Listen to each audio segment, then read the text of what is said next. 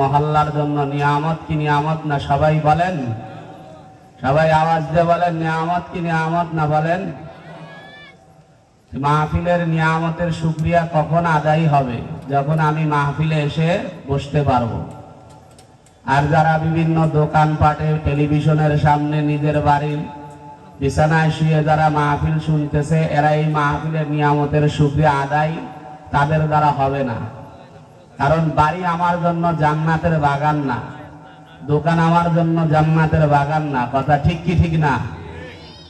এই জায়গাটাকে আল্লাহ তাআলা জান্নাতের বাগান ঘোষণা দিয়েছে। সুবহানাল্লাহ বলেন। তাইলে আমি যদি নিয়ামতের শুকরিয়া আদায় করতে চাই, তাইলে দোকানপাট ছেড়ে দিয়ে আমার এখানে আসতে হবে কি হবে না? সবাই বলেন। এই জন্য এই মাহফিল আমি নিয়ামতের শুকরিয়া আদায় ওই সময় করতে পারবো যখন আমি মাহফিলে এসে বসতে পারবো। কথা ঠিক কি ঠিক না? আল্লাহ তাআলা অত্যন্ত দয়া করে, মায়া করে আমাদেরকে এই জায়গায় বসার তৌফিক দিয়েছেন। এই জন্য আল্লাহ পাকের কাছে আমরা সবাই একটু জবান খুলে বলি আলহামদুলিল্লাহ। ঈমানের আওয়াজে বলেন আলহামদুলিল্লাহ। সবাই একটু আওয়াজ দিয়ে বলেন আল্লাহু আকবার। আল্লাহ তাআলা বলেন লা ইন শাকারতুম লাযিদান্নাকুম। বান্দা আমার নিয়ামত পাওয়ার পর যদি নিয়ামতের শুকরিয়া আদায় করো, আমি আল্লাহ নিয়ামত বাড়িয়ে দেব। সুবহানাল্লাহ বলেন। আর যদি নিয়ামত পাওয়ার পর যদি নিয়ামতের নাশুকরিয়া করি, আল্লাহ ওই নিয়ামত ছিনিয়ে নিয়ে আমাকে শক্ত আযাবের মধ্যে গ্রেফতার করবে। কথা ঠিক কি ঠিক না? তাইলে আমার আলোচনার দ্বারা কি বুঝলেন? মাহফিলে আসা দরকার আছে না নাই? সবাই আওয়াজ দিয়ে বলেন, বাগের হুঙ্কার দিবেন। সবাই বলেন আছে না নাই?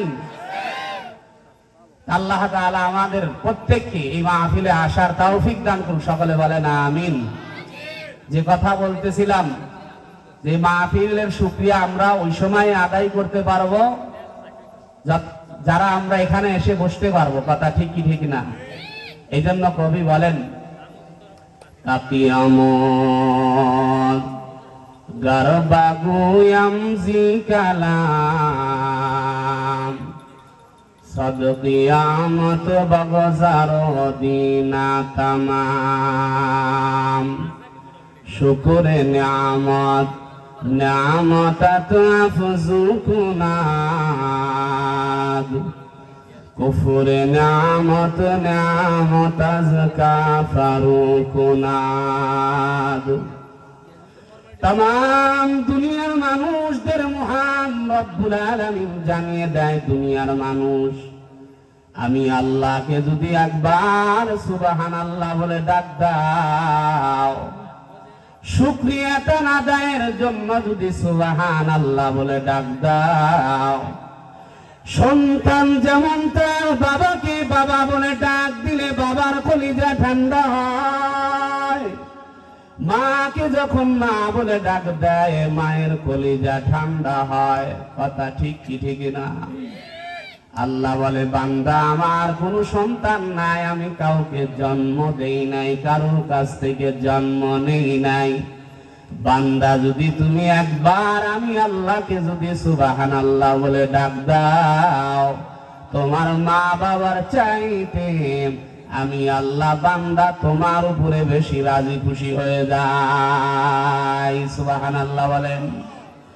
আল্লাহ রাব্বুল আলামিন দেখতে বলে, দুনিয়ার মানুষ, এ দুনিয়ার মানুষ, আমি কেমন দয়াবান আল্লাহ, আমি আল্লাহকে যদি সুবহানাল্লাহ বলে ডাক দাও, আমি শুধু রাজি খুশি হই না, আমি আল্লাহ সুবহানাল্লাহ বলার বিনিময় বান্দা জান্নাতের মধ্যে তোর জন্য বিশাল বড় একটা ফলের বাগান দান করি।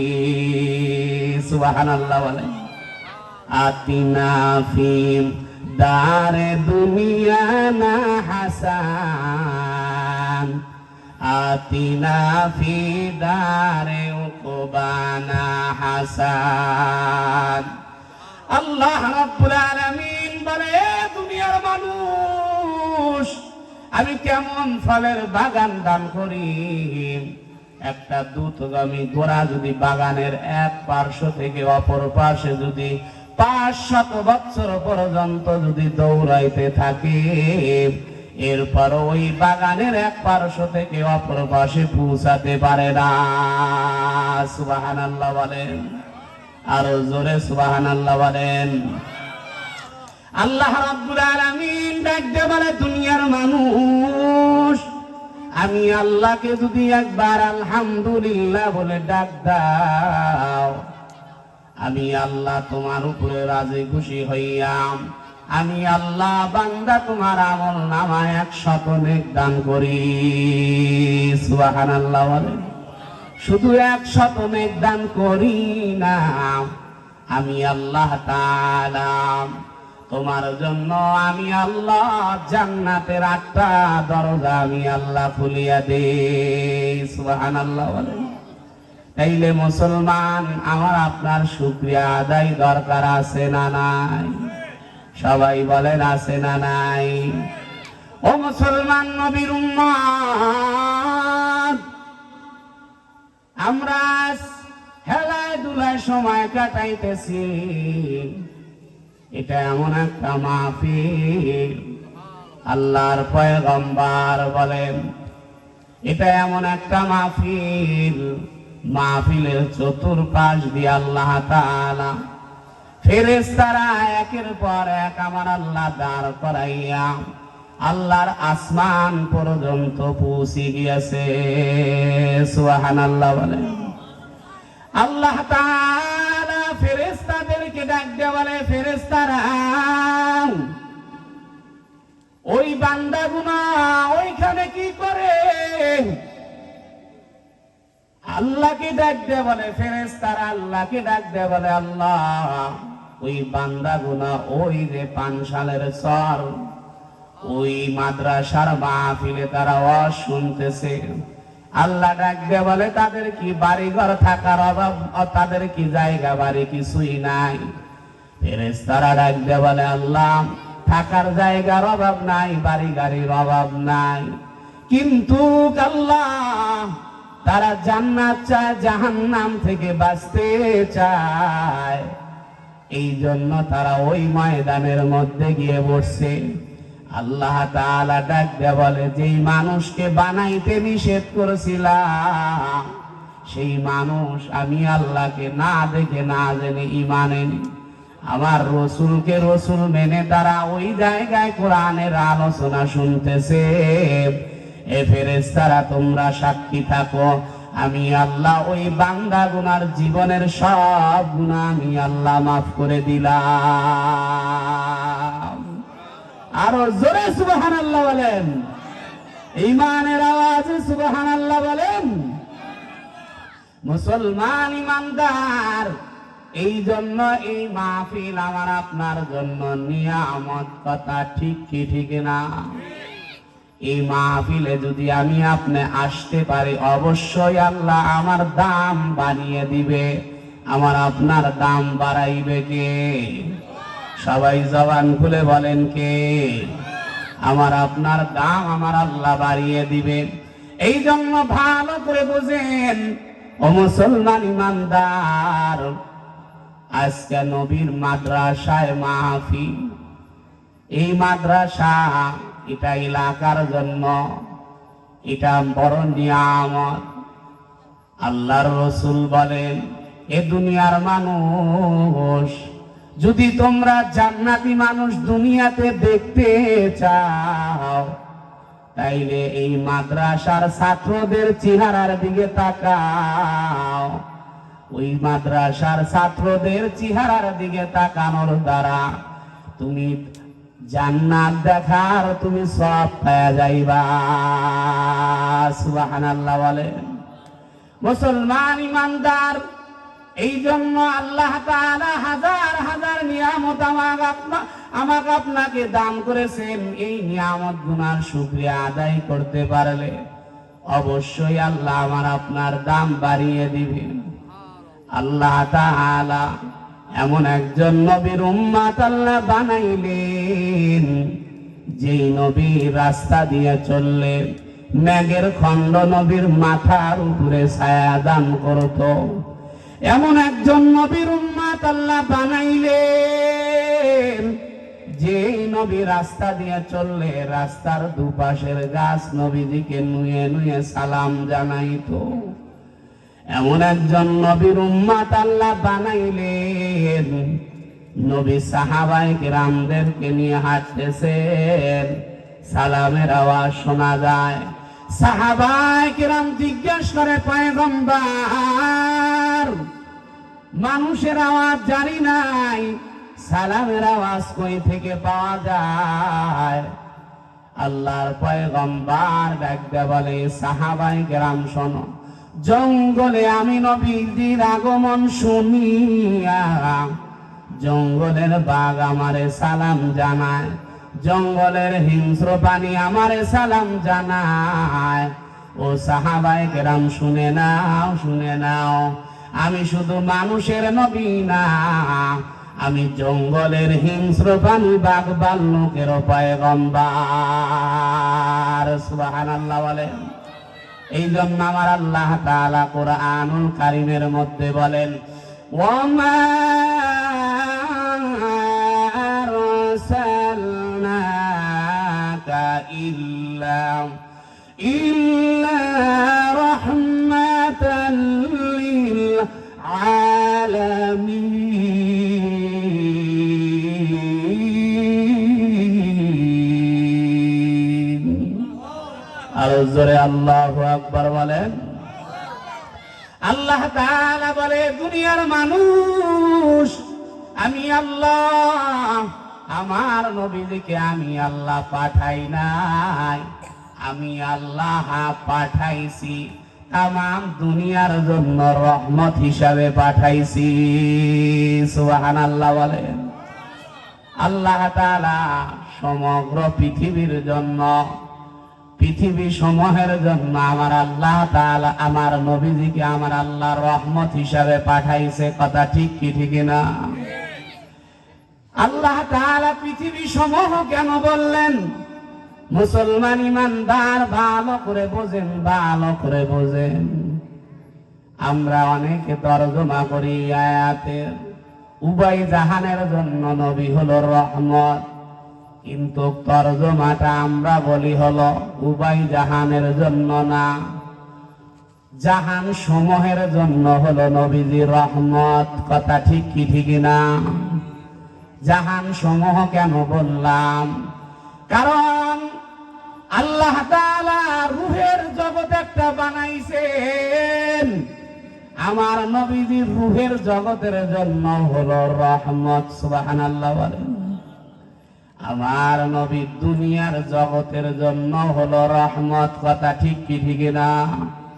আমার নবীজিকে আমার আল্লাহ তাআলা মায়ের গর্ভে যে দিছে, ওটাও একটা দুনিয়া, ওই দুনিয়ার জন্য নবী হলো রহমত। কথা ঠিক কি ঠিক না? আবার আলমে বরজাখ কবরের জগতের জন্য নবী হলো রহমত। আবার হাসরের ময়দান একটা জগৎ, আমার নবী ওই জগতের জন্য হলো রহমত। জান্নাত একটা জগৎ, ওই জগতের জন্য হলো রহমত। আবার জাহান্নাম একটা জগৎ, ওটার জন্য নবীজি রহমত। অর্থাৎ ভিন্ন ভিন্ন আল্লাহ জগৎ বানাইছেন। আমার আল্লাহ তাআলা সব জগতের জন্য আমার আল্লাহ তাআলা আমার নবীজিকে রহমত হিসাবে পাঠাইছে।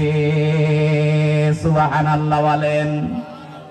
মুসলমান ইমানদার ভালো করে বুঝেন, আমার নবীজিকে আল্লাহ কেমন সম্মান আমার আল্লাহ দান করেছেন।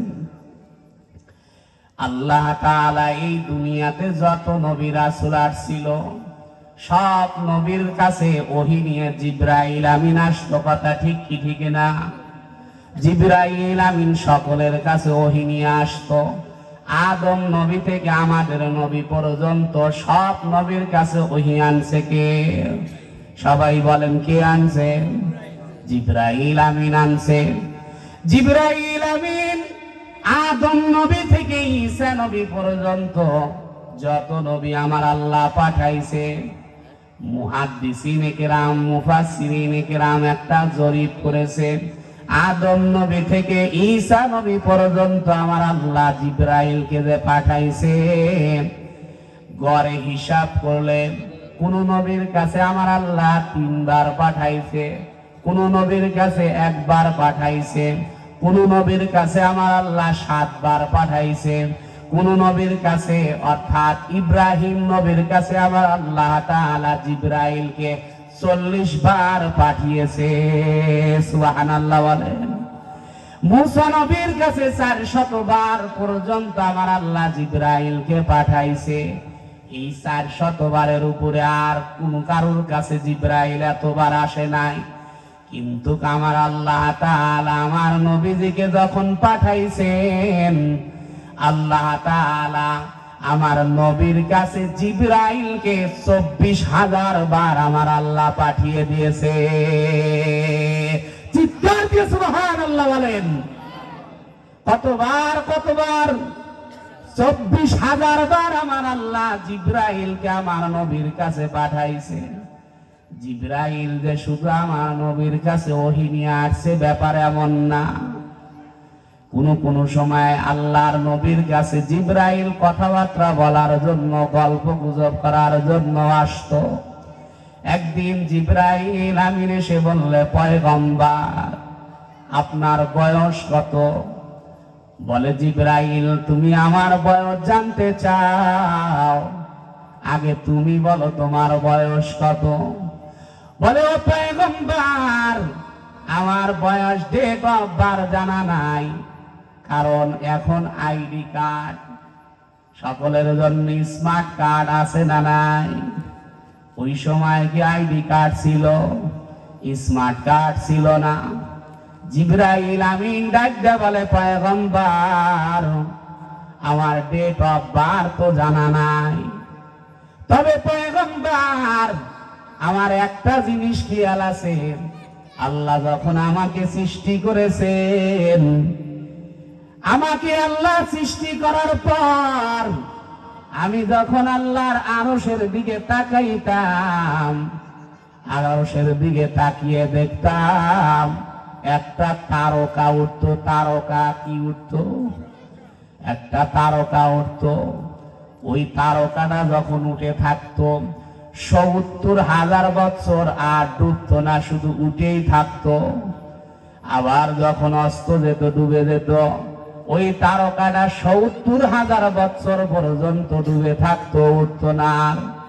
ও পয়গম্বর আমি জিবরাইল ওই তারকাটাকে আমি উঠতে এবং ডুবতে 72,000 বার আমি জিবরাইল দেখেছি। সুবহানাল্লাহ বলেন, আরো জোরে সুবহানাল্লাহ বলেন। আল্লাহর পয়গম্বর জিবরাইলকে ডাকতে বলে, জিবরাইল তুমি 72,000 বার যেই তারকা উঠতে দেখতে দেখেছো, উঠতে ডুবতে দেখেছো, তুমি বলো তো দেখি ওই তারকাটা কোন তারকা ছিল? বলে, পয়গম্বর এটা আমার জানা নাই। আল্লাহর পয়গম্বর ডাকতে বলে, ওই তারকাটা যে তুমি উঠতে এবং ডুবতে দেখতাম, ওই তারকাটাই ছিলাম আমি, মুহাম্মাদুর রাসূলুল্লাহ। চিৎকার দিয়ে সুবহানাল্লাহ বলেন। যাইতে পারলাম না মদিনা, দেখতে পারলাম না, যাইতে পারলাম না মদিনা।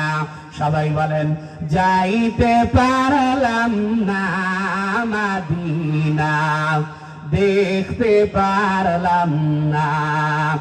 আমি অসহায় তাই এত দূরে রই, আমি অসহায় তাই এত দূরে রই, শুধু সালাম জানাই মদিনা, যাইতে পারলাম না মদিনা। সবাই বলেন, যাইতে পারলাম না মদিনা, যাইতে পারলাম না মদিনা, দেখতে পারলাম না মদিনা। নাম কত মধুর মদিনা,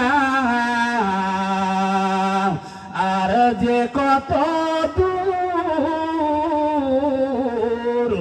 ওই মদিনার পথের ধুলি আমি, ওই মদিনার পথের ধুলি আমি মাখতে পারলাম না মদিনা, যাইতে পারলাম না মদিনা, দেখতে পারলাম না, যাইতে পারলাম না মদিনা, দেখতে পারলাম না।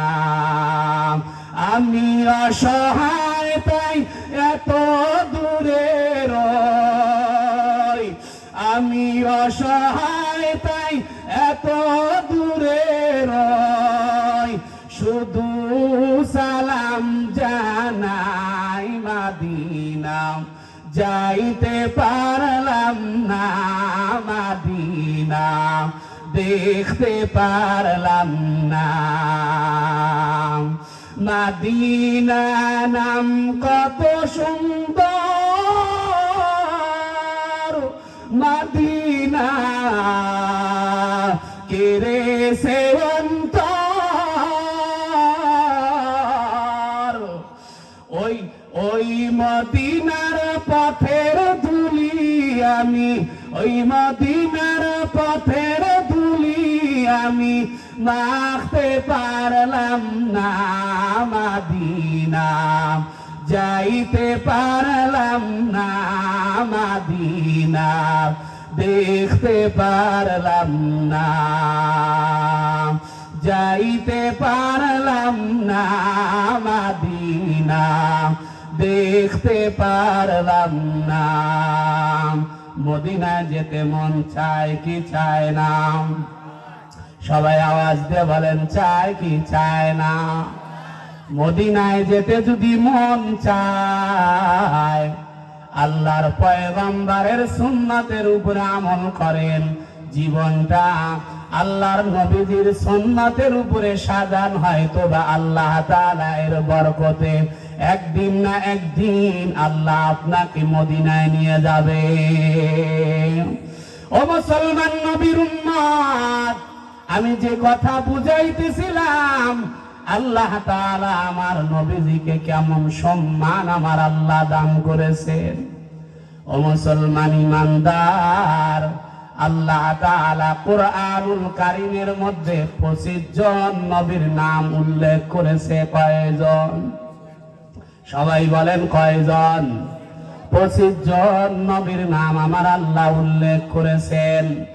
আল্লাহ তাআলা কুরআনুল কারীমের মধ্যে কোন নবীজিকে আমার আল্লাহ তাআলা ইয়া আদম বলে আমার আল্লাহ ডাক দিয়েছেন। কোন নবীজিকে আমার আল্লাহ বলছেন ইয়া নূহ। আল্লাহ তাআলা মূসা নবীকে ডাক দিয়েছেন ইয়া মূসা। আল্লাহ তাআলা ইব্রাহিম নবীজিকে আমার আল্লাহ ডাক দিয়েছেন ইয়া ইব্রাহিম। আল্লাহ তাআলা ঈসা নবীজিকে আমার আল্লাহ ডাক দিয়েছেন ইয়া ঈসা। কিন্তু আল্লাহ তাআলা আমার নবীজিকে কোথাও কুরআনুল কারীমের মধ্যে ইয়া মুহাম্মদ বলে ডাক দেয় নাই। সুবহানাল্লাহ বলেন। তাইলে আমার নবীজিকে আমার আল্লাহ কি শব্দ দিয়ে ডাক দিয়েছেন? আল্লাহ তাআলা বলেন ইয়া আইয়ুহাল মুজাম্মিল, ও কম্বলওয়ালা নবী। কোথাও আমার আল্লাহ বলেন ইয়া আইয়ুহাল মুদ্দাসির, ও কাফুর পরিহিত নবী। কোথাও আমার আল্লাহ তাআলা আমার নবীজিকে ডাক দিয়েছেন মুহাম্মাদুর রাসূলুল্লাহ। কোথাও কোথাও আমার আল্লাহ তাআলা ডাক দিয়েছেন ইয়াসিন।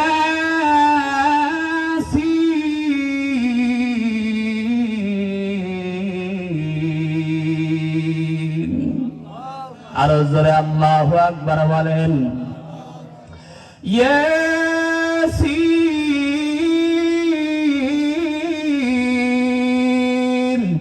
ওয়াল কুরআনিল হাকীম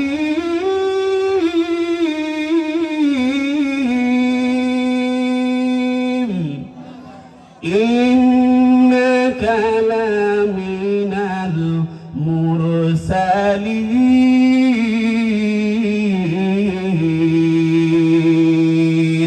আল্লাহু আকবার বলেন। আল্লাহ তাআলা কত সুন্দর সুন্দর শব্দ দিয়ে আমার নবীজিকে ডাক দিয়েছেন মুসলমান ইমানদার। তাইলে এই যে দীর্ঘ সময় আলোচনা শুনলেন, আমার নবীর সম্মান দাম কম না বেশি? সবাই বলেন কম না বেশি? ওই নবীর যদি সবার চাইতে যদি দাম হয়, তাইলে ওই নবীজিকে মানা দরকার আছে না নাই? সবাই বলেন আছে না নাই? ও মুসলমান নবীর উম্মত, আল্লাহ তাআলা যত নবী আমার আল্লাহ তাআলা পাঠাইছেন, আমার আল্লাহ তাআলা কাল কিয়ামতের ময়দানে সব নবী আমার নবীর দিকে মুহতাজ থাকবে। সুবহানাল্লাহ বলেন।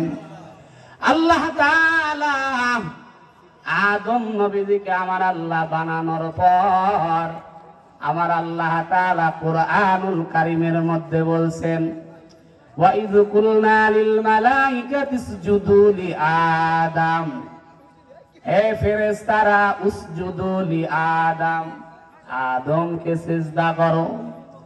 কিন্তু এখানে কিন্তু আল্লাহ এটা বলে না ইয়া আইয়ুহাল্লাযীনা আমানুসজুদু লি আদম, হে ঈমানদারেরা আদমকে সিজদা করো।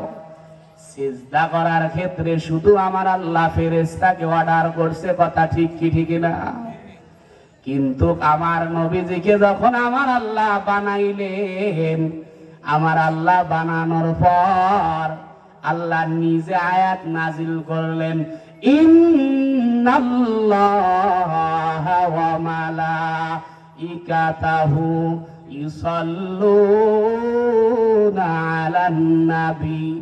আল্লাহ বলেন ইন্নাল্লাহা, নিশ্চয় আমি আল্লাহ এবং আমার ফেরেশতারা, দেখেন ভালো করে বোঝেন, আদম নবীকে সিজদার জন্য শুধু ফেরেশতাদের অর্ডার করছে, কথা ঠিক কি ঠিক না?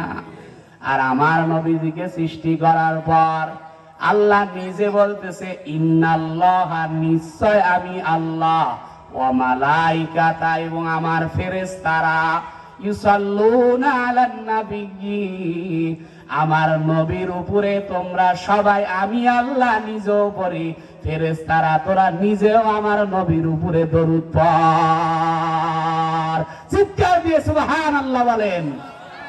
আল্লাহ বলেন আমি আল্লাহ নিজে পড়ি, ফেরেশতারা পড়ে, আর দ্বারা হবে না।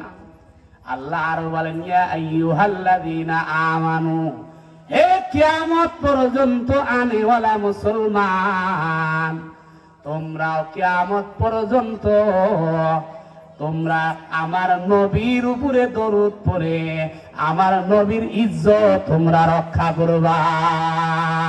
সুবহানাল্লাহ বলেন।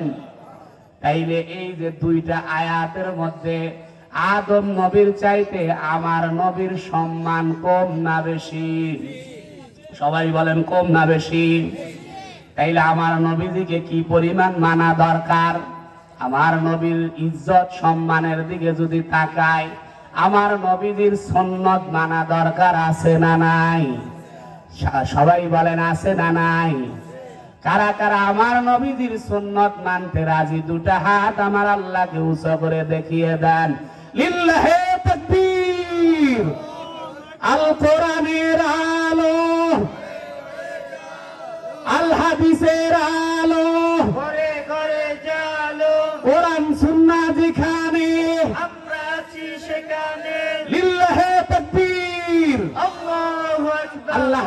প্রত্যেককে যতদিন আল্লাহ তাআলা আমাকে আপনাকে হায়াত দিয়েছেন, সকলকে আল্লাহর নবীর সুন্নাতের উপরে আমল করার তৌফিক দান করুন। সকলে বলেন আমিন।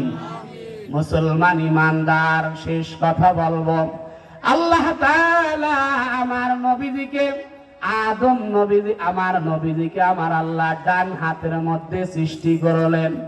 ডান হাতের মধ্যে সৃষ্টি করার পর আমার আল্লাহ শুধু আমার নবীর নাম ধরে ইয়া মুহাম্মদ ইয়া মুহাম্মদ ইয়া মুহাম্মদ সাল্লাল্লাহু আলাইহি ওয়াসাল্লাম। মুসলমান ইমানদার, আমার নবীর নাম ধরে ধরে আমার আল্লাহ একদিন দুই দিন না রে মুসলমান ইমানদার, আল্লাহ তাআলা আমার নবীজির নাম ধরে ধরে আমার আল্লাহ তাআলা 40 লক্ষ বছর পর্যন্ত আমার আল্লাহ আমার নবীর নাম শুধু জপছে। চিৎকার দিয়ে সুবহানাল্লাহ বলেন।